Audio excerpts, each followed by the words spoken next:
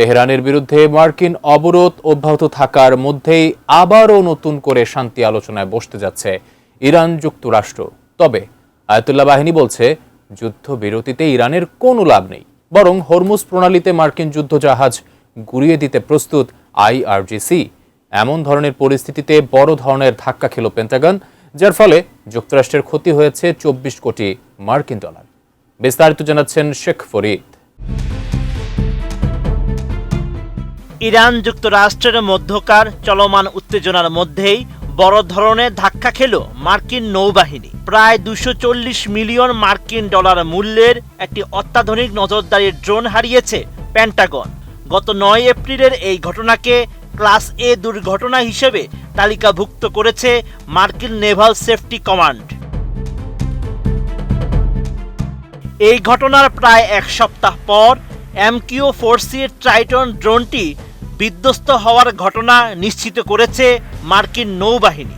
তবে যান্ত্রিক ত্রুটি নাকি অন্য কোনো কারণে এই দুর্ঘটনা ঘটেছে সে বিষয়ে বিস্তারিত কোনো তথ্য দেয়নি ট্রাম্প বাহিনী। আর এমন তথ্য জানিয়েছে ভারতীয় সংবাদ মাধ্যম NDTV। Flight tracking website flight radar 24 এর তথ্য বিশ্লেষণ করে দেখা যায় ড্রোনটি ইটালির সিগোনেলা নৌঘাঁটি থেকে উড়ার পর পারস্য উপসাগরের আকাশে নিখোঁজ হয়।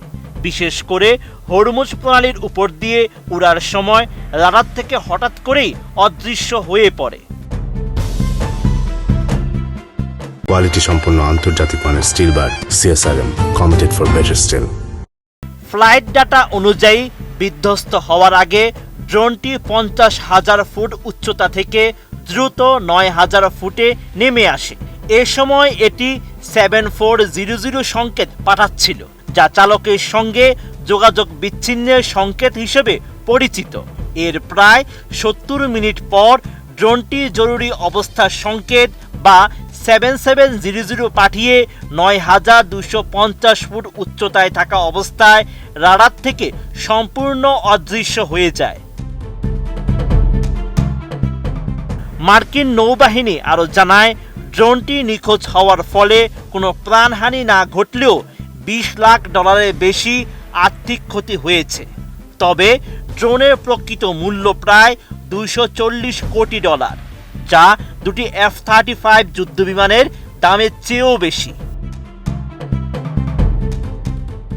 নিরাপত্তার স্বার্থে ড্রোনটি ঠিক কোথায় পড়েছে তা গোপন রেখেছে পেন্টাগন। ড্রোনটি নিখোঁজ হওয়ার আগে আন্তর্জাতিক আকাশসীমা দিয়ে ইরানের দিকে যাচ্ছিল। এছাড়াও এটি ইরানের ভেতরে পড়েছে এমন কোনো প্রমাণ এখনো পাওয়া যায়নি। যান্ত্রিক ত্রুটি নাকি সাইবার হামলার কারণে এটি বিধ্বস্ত হয়েছে তা নিয়ে এখনো চলছে তদন্ত। সমরবিদরা বলছেন নর্থ্রপ গ্রামারের তৈরি এই ড্রোনটি বিশ্বের অন্যতম সেরা গোয়েন্দা ও নজরদারি বিমান হিসেবে পরিচিত। জেট ইঞ্জিন চালিত এই ড্রোনটি বিরতিহীনভাবে 24 ঘন্টার বেশি আকাশে উঠতে সক্ষম। এটি মার্কিন নৌবাহিনীর অত্যন্ত বিরল এবং দামি সমরযন্ত্রের একটি, যা এ পর্যন্ত মাত্র 20টি তৈরি করা হয়েছে।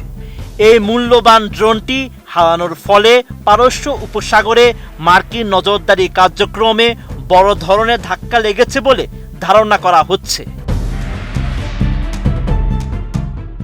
Sheikh Farid, ATN news.